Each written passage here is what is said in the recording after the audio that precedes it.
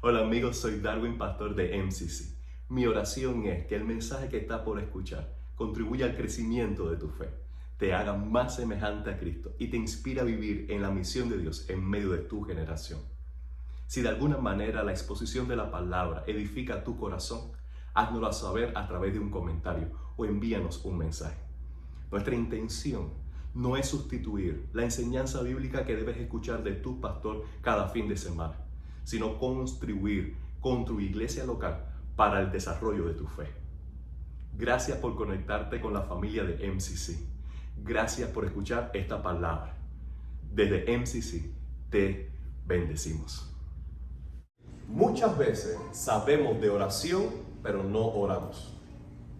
Entonces, no pudiéramos nosotros nunca pensar que el conocimiento acerca de la oración equivale a la oración hecha. Yo te puedo hacer la pregunta y tú puedes darme la respuesta correcta, pero la respuesta correcta acerca de la oración no es lo que mueve la mano de Dios en respuesta de la oración. La oración eficaz, sobre todo, es una oración hecha. Entonces, si tú la semana pasada me escuchaste a mí hablar de oración y tú estuviste de acuerdo conmigo en lo que compartí, pero en esta semana ese mensaje no afectó tu vida de oración, entonces realmente no está habiendo un progreso en esta área tan fundamental. Mi propósito al exponer esta enseñanza hoy no es que tú tengas más conocimiento o refrescar conocimiento que ya tienes acerca de la oración, sino motivarte, inspirarte, moverte, darte aliento para que esta semana, en los próximos 7 días, tú veas un progreso, tengas gasolina, tanque lleno, para moverte precisamente a orar. Entonces, la oración eficaz es una oración hecha. Debemos orar. Debemos orar. Ahora, dice Santiago, capítulo 5, versículo 16, última oración. La oración eficaz del justo puede mucho. En esa frase, nosotros encontramos en primer lugar la idea que se puede orar bien y se puede orar mal. Que la oración en sí misma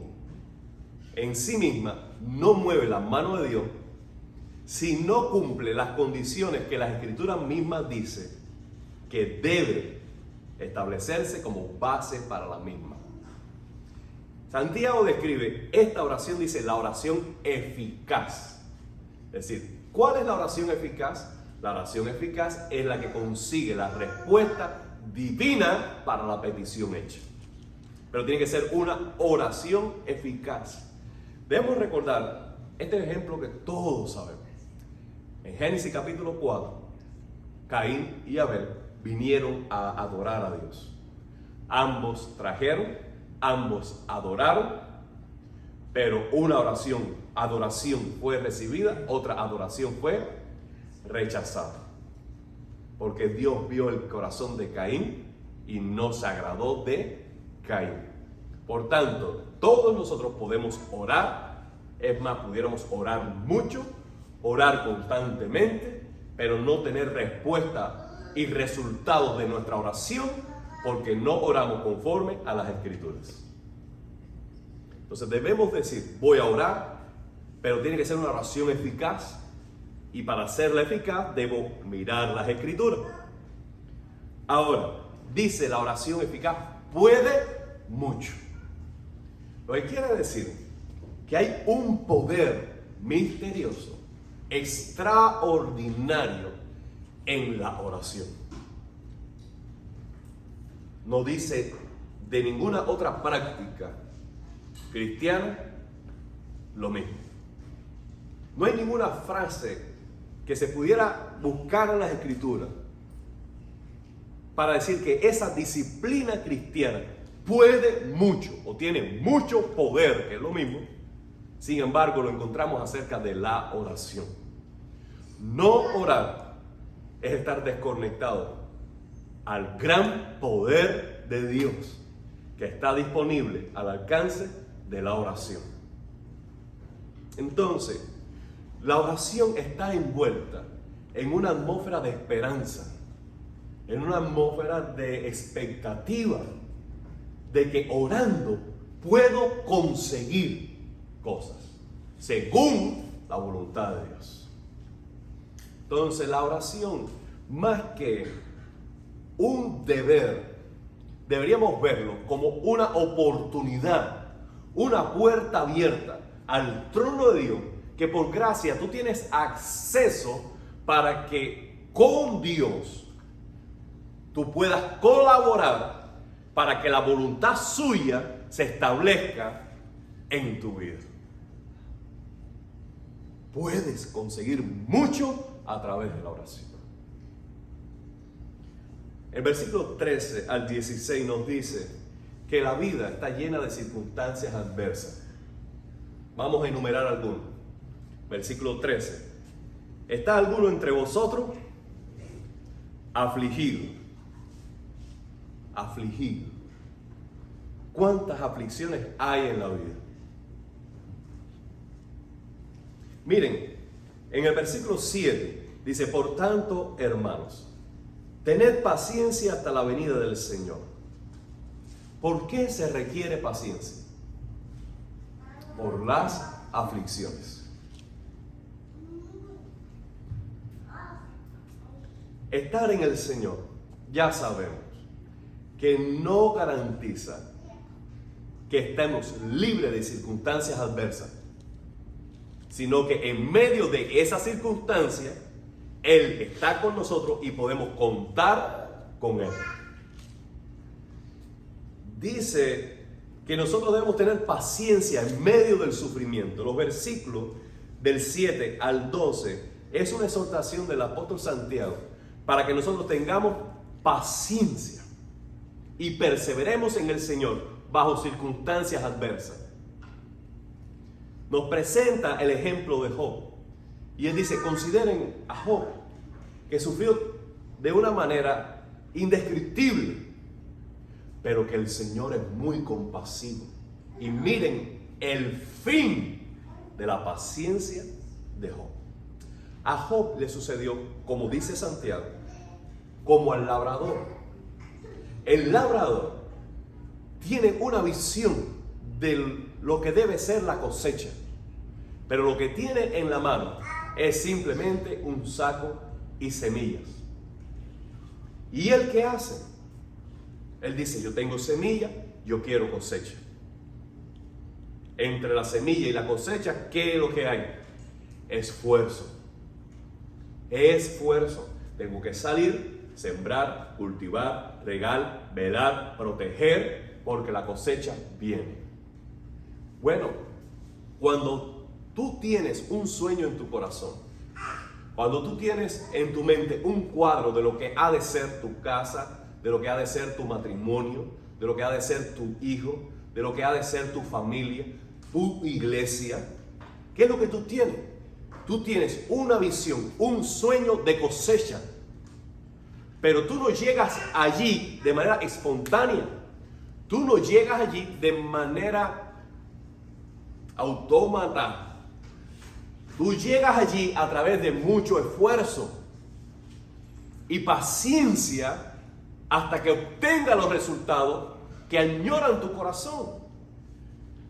Pero Santiago está comparando este esfuerzo y más adelante está diciendo: ese esfuerzo de tener paciencia, de soportar la presión de las circunstancias adversas, tú lo puedes sobrellevar si estás en oración. Entonces tienen que ver cómo se conecta el primer bloque de Santiago 7 al 12 con el resto, porque la frase de transición a la vida de oración es esta: ¿está alguno afligido de ustedes como el labrador? ¿Está alguno afligido de ustedes como Job? ¿Está alguno de ustedes bajo tribulaciones? Haga oración. Esa es la frase de transición donde dice, tú vas a tener circunstancias adversas, tú vas a tener dificultades, pruebas, pero tú debes caminar a través de ellas en oración. Dice más adelante, también el versículo 14, ¿está alguno enfermo entre vosotros? Llame a los ancianos de la iglesia y oren por él, ungiéndole con aceite en el nombre del Señor. Antes de ocuparnos de la oración, vamos a ocuparnos de esta práctica, ungiéndole con aceite en el nombre del Señor. Hay hermanos muy sinceros en la fe que, cuidándose de un abuso de prácticas cristianas, consideran que el aceite allí es como una medicina. Y la manera de interpretar este texto para ellos es como si tú tuvieras un dolor de cabeza, tómate la Duragina y ora. Aceite como medicamento. Y es cierto que el uso del aceite en toda la Biblia y hasta los días de hoy es terapéutico.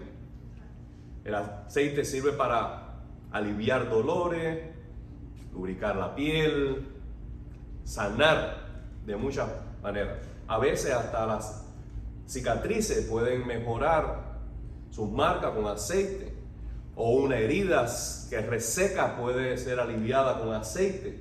Entonces es correcto pensar que el aceite tiene efectos curativos, pero a lo largo del contexto bíblico, desde el Antiguo Testamento hasta el Nuevo Testamento, el ungir con aceite no es un tratamiento terapéutico medicinal, sino un símbolo de la presencia del Espíritu Santo sobre el objeto o la persona que es ungido. ¿Qué se ungía en el Antiguo Testamento? Bueno, primero los utensilios del templo.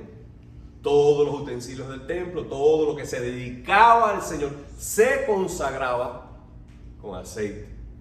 También los sacerdotes, como el caso de Aarón, es ungido como aceite. Salmo 133 dice, mirad cuán bueno y cuán delicioso es habitar los hermanos juntos en armonía. Es como el buen óleo, más adelante, que desciende sobre la barba de Aarón y desciende hacia el borde de su vestidura. Está diciendo que hay un cuadro allí de el derramamiento del aceite en el momento de la dedicación de Aarón, que hay una unción que se derrama, hay un aceite que se derrama como el derramamiento del Espíritu Santo, consagrándolo al servicio. También se consagraba a través de ungimiento con aceite a los reyes. Ustedes recuerdan que cuando se nombró a David, Samuel traía unos cuernos de aceite y lo derramó sobre él porque lo estaba dedicando para el servicio a Dios. Aquí la oración unida con el ungimiento de aceite por mano de los ancianos, que deben interpretarse como los pastores de la iglesia, es el símbolo externo de la unción que Dios ha dado al liderazgo de la iglesia para impartir gracia y, en este caso, sanidad según la voluntad de Dios a los enfermos. Ahora, dice aquí otra circunstancia que puede tocar a nuestra puerta y que la respuesta va a ser siempre, en primer lugar, la oración. ¿Está alguno enfermo? Haga oración. Déjame decirle que nuestra fe en la sanidad divina por medio de la respuesta de la oración no debe menguar nunca, independientemente de la postura que tenga del don de sanidad en nuestros días. Dice la Biblia, Dios responde la oración si oramos con fe por los enfermos. Ahora, como vamos a ver, en toda circunstancia, como cuando estamos afligidos, cuando estamos enfermos o en cualquier otro momento de nuestra vida, la oración no va a ser una varita mágica para tú obtener lo que tú quieres, sino para tú sintonizarte con la voluntad divina y recibir, pedir y recibir lo que Dios desea. Por tanto, la promesa de oración por los enfermos para que estos sanen está sujeta también a la voluntad de Dios, como cualquier otra oración. Por eso usted puede recordar cómo el apóstol Pablo, habiendo sido usado por Dios para hacer prodigios extraordinarios, no obstante, él mismo estaba enfermo. No obstante, Timoteo, que padecía de problemas estomacales, él decía: toma un poco de vino. Entonces, aquí tenemos este equilibrio que debemos conservar en nuestra vida cristiana. Dios responde la oración que se hace por los enfermos. ¿Puedes decir amén? La oración siempre está condicionada a la voluntad de Dios. ¿Puedes decir amén? Dios es glorificado a través de la fe que persevera bajo aflicción o enfermedad. Dios también es glorificado a través de la liberación de la aflicción y a través de la liberación de la enfermedad. Porque en todo hay una gracia especial de Dios que acompaña a aquel que ora, aunque las circunstancias no cambien, o cuando las circunstancias cambian. Hay otra circunstancia en la que debemos orar. Díganmelo ustedes, ¿cuál es?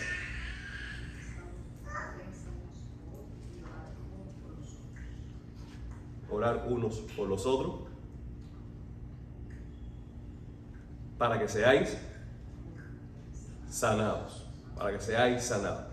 Dice el versículo 15 también: si hubiere cometido pecado, le serán perdonados. El segundo motivo de oración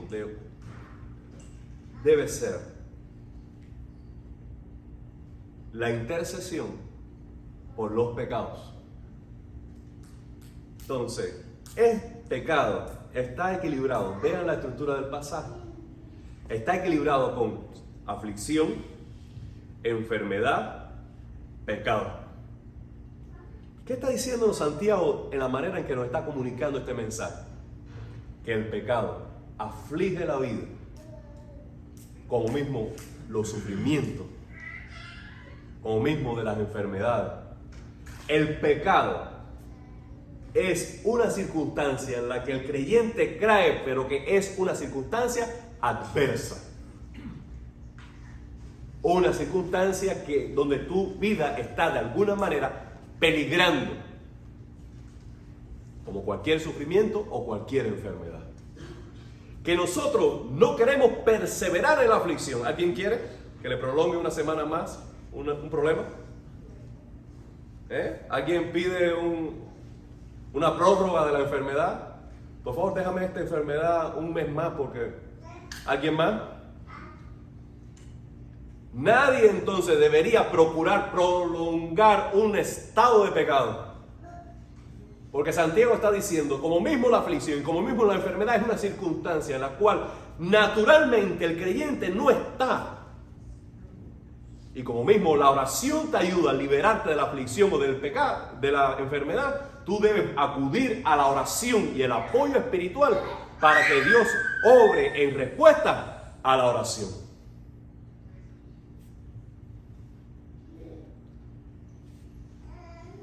Porque el creyente no está cómodo con el pecado.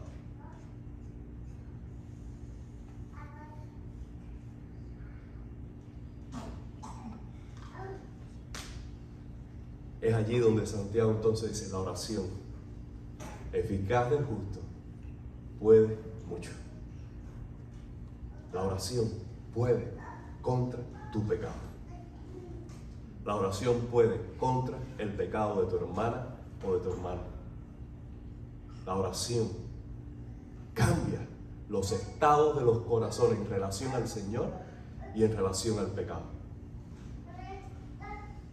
Dios quiere usarte a ti para que seas santificado.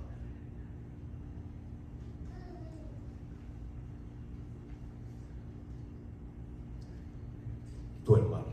Por eso en el versículo 20 dice: sepa que si alguno haga volver al pecador del error de su camino, salvará de muerte un alma y cubrirá multitudes de pecados.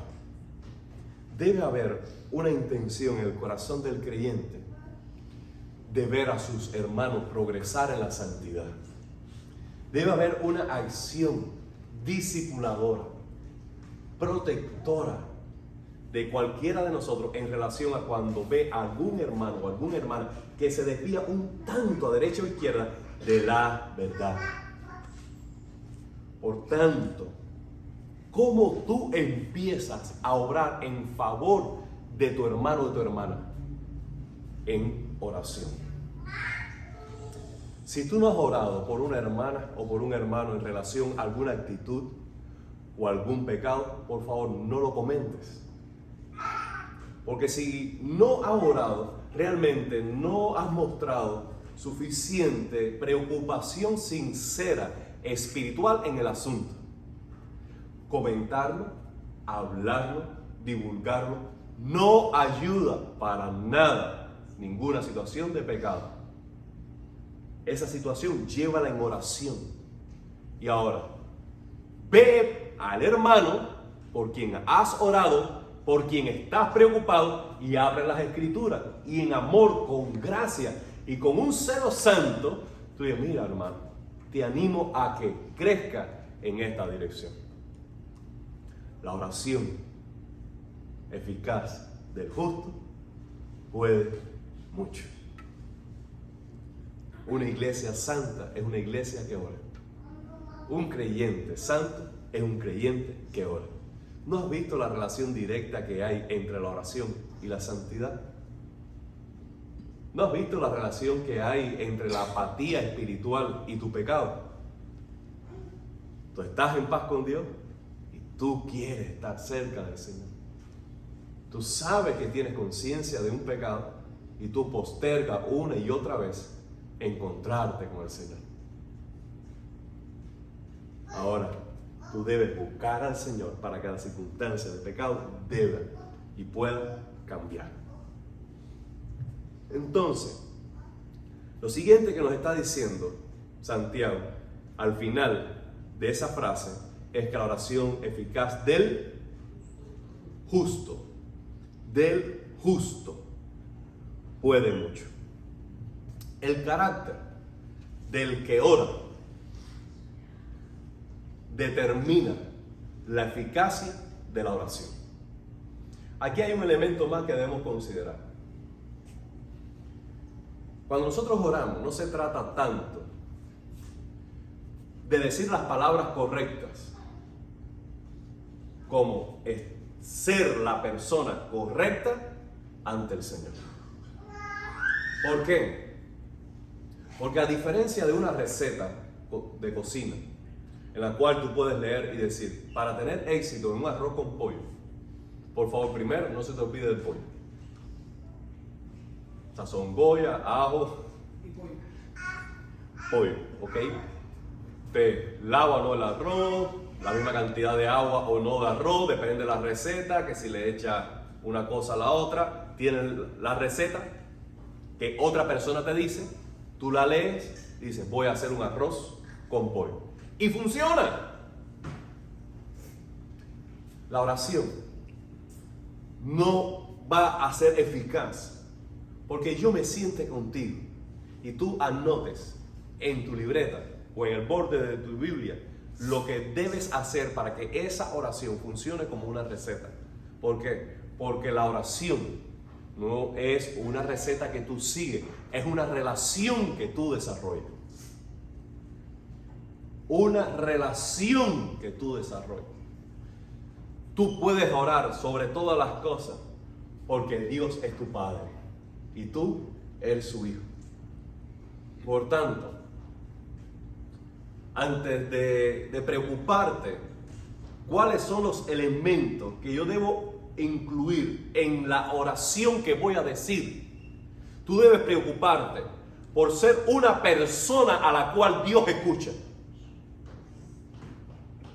Por mirar tu corazón, mirar tu vida. Si tú amas al Señor, si tú guardas sus mandamientos, si tu motivación es la gloria del Señor, dar gracias a Dios en todo momento, si tú estás caminando con el Señor, Dios va a escuchar tu oración. Dios la va a escuchar porque Dios escucha la oración del justo. Ahora, si nosotros estamos en pecado, si nosotros no respetamos las palabras del Señor, si nosotros no guardamos sus mandamientos, y nuestra motivación es nuestros propios placeres o nuestras propias metas, independientes a los intereses del reino de Dios, déjame decirle, tú puedes decir la mejor oración. Tú puedes incluir todos los elementos: invocación, acción de gracia, confesión de pecado, intercesión en nombre de Jesús, amén. Y esa oración no pasar tu techo, porque se trata de ser la persona a quien Dios escucha. Déjame decirte que muchas personas educadas, instruidas, llaman a mi teléfono. ¿Usted es el señor Darwin? Qué placer hablar con usted. ¿Cómo está su día? Déjame decirle que nosotros aquí estamos a su disposición para ofrecerle a usted el mejor de los servicios en cuanto a...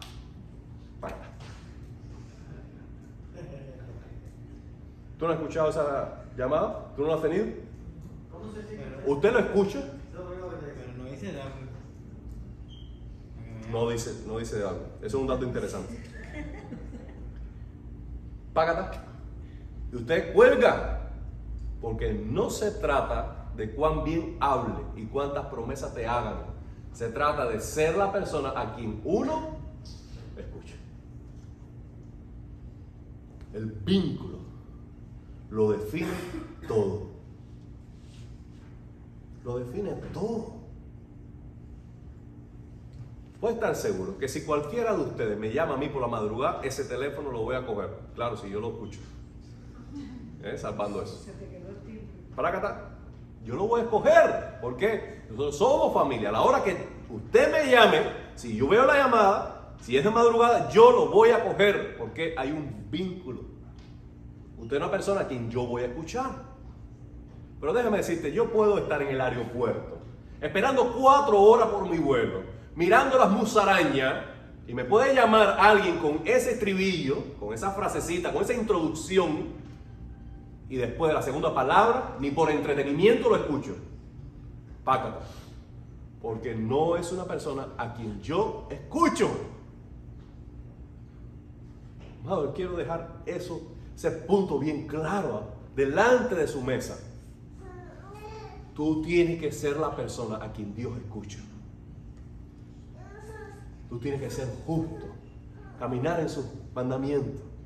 No es por tu obediencia que tú compras el poder de Dios, pero Dios se complace en tu obediencia y por gracia aún te bendice en respuesta de la oración.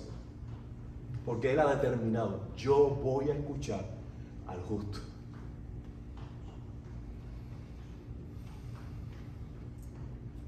Vamos a leer versículo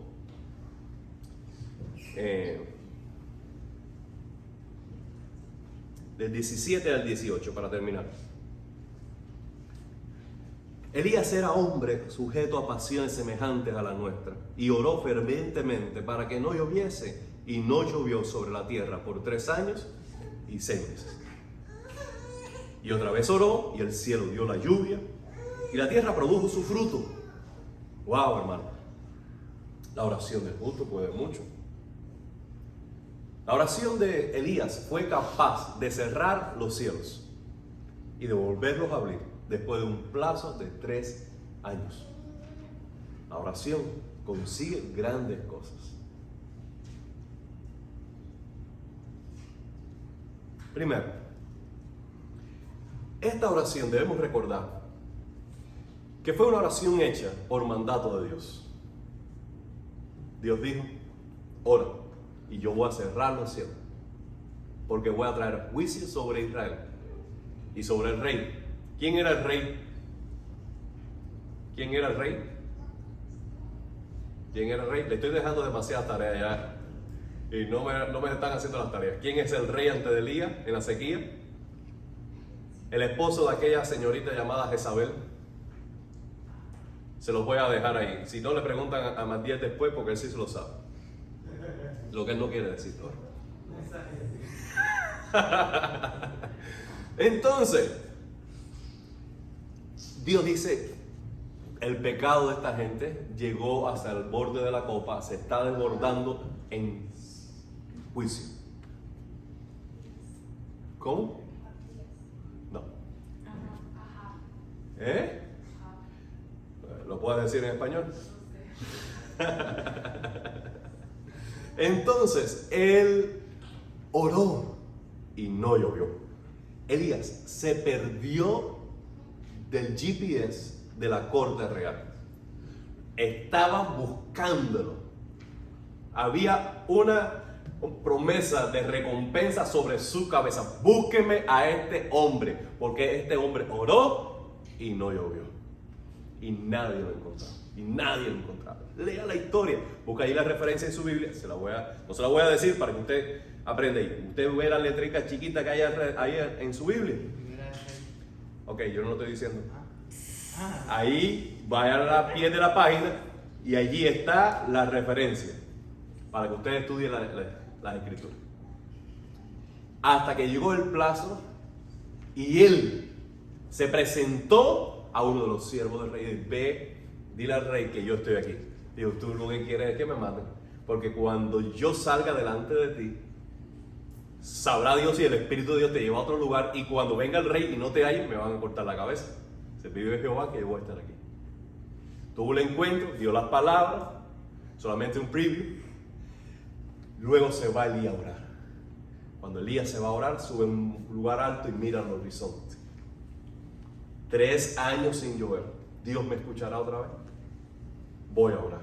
Oró y le dijo a su siervo: ve a ver si viene lluvia. No venía nada. Elías dobló rodillas y siguió orando. Dijo su siervo: ve a ver si viene lluvia. No venía lluvia. ¿Qué va a hacer Elías? Déjame irme. No, oró y dijo a su siervo: ve a ver. Dice: yo veo a lo lejos como la palma de un hombre que se levanta. Dice: vamos a correr que el aguacero viene. Y este es el carácter del hombre y de la mujer de fe. Ora, ora, no ocurre nada. Sigue orando, no ocurre nada. Y en cuanto siente un mover, algo de diferencia, dice: ya Dios está orando. Allí viene la respuesta y le cree a Dios. Déjame decirle que Elías corrió y el aguacero fue grande. Hubo lluvia en respuesta a la oración. Amado hermano, si por la oración se detiene el sol, como Josué, si por la oración se cierra o se abren los cielos, debemos tener confianza que nuestra oración consigue grandes cosas. Si estamos determinados no a hablar de oración, no a aprender de oración, sino simplemente orar. Porque recuerden esto, que la oración eficaz, en primer lugar, es la oración que se hace, no la que se posterga. Dice un último versículo en Efesios capítulo 3, versículo 20. Y lo voy a buscar con calma para que usted lo subraye. Efesios 3, 20. Y aquel que es poderoso para hacer todas las cosas mucho más abundantemente de lo que pedimos o entendemos, según el poder que actúa en nosotros, a él sea gloria en la iglesia, en Cristo Jesús, por todas las edades, por los siglos de los siglos. Amén. El Señor es poderoso para sorprendernos. Vamos a orar. Padre, te damos gracias por esta noche. Te damos gracias, Señor, por tu palabra. Cuán agradecidos estamos que tú nos estimules a estar cerca de ti. Padre mío, vemos el anhelo tuyo en todas las escrituras de que tú seas una parte principal en nuestra vida, porque quieres bendecirnos. Oh Señor, Tú quieres estar con nosotros aun cuando nosotros no queremos. Tú buscas la manera de llegar a nuestro corazón aun cuando nuestro corazón se fabrica ídolos. Tú, oh Señor, eres paciente y amoroso para persuadirnos cuando pudiera darnos palos de primera. Señor, hazte un lugar de preeminencia en nuestra agenda cada día. Ayúdame a mí a ser un hombre que ora. Y ayuda a mis hermanos también. Que si algo bueno puedan decir de MCC es que nosotros estamos contigo. Y que oramos. Por Jesús. Amén. Gracias por permanecer conectado a la vida de nuestra comunidad de fe. Nuestra misión es amar a Dios, amar a las personas y hacer discípulos. Y esta misión podemos llevarla a cabo gracias a la generosidad de muchos hermanos que ofrendan sacrificialmente para la gloria de Dios. Si tú eres uno de los patrocinadores de MCC, te lo quiero agradecer de todo corazón. Si aún no ofrendas regularmente por MCC, te invitamos a que te sumes a este equipo de patrocinadores. Te prometemos que el 100% de tu ofrenda será destinada a la gran comisión. Una vez más, gracias por sumarte a esta iniciativa misionera de alcanzar las naciones para Jesucristo.